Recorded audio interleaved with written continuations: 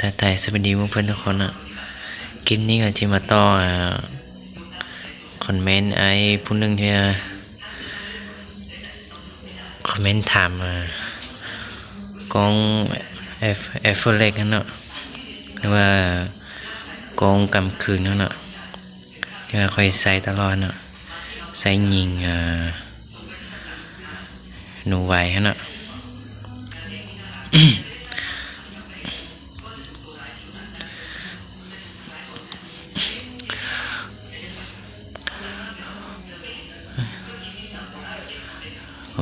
กล้องตัวนี้ก็แม่นรุ่น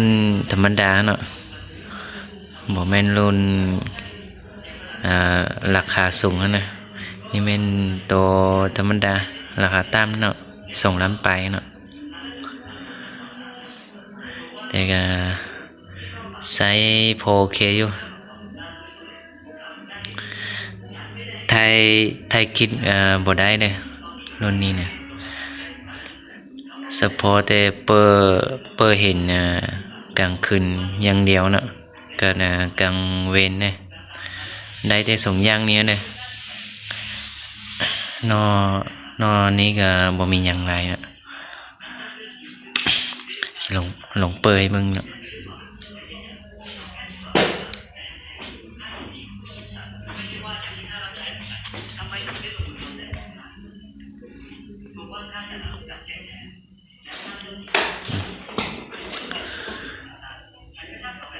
ประมาณนี้เนาะ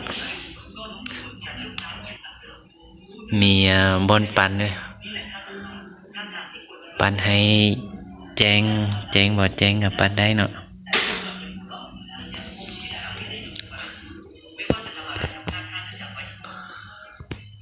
นี่เนาะ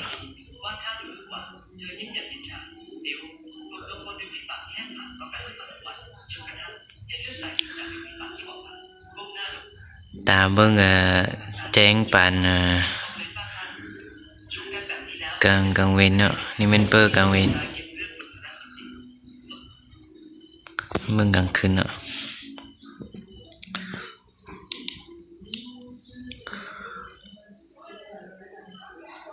จะมีแสงน้อยๆนะ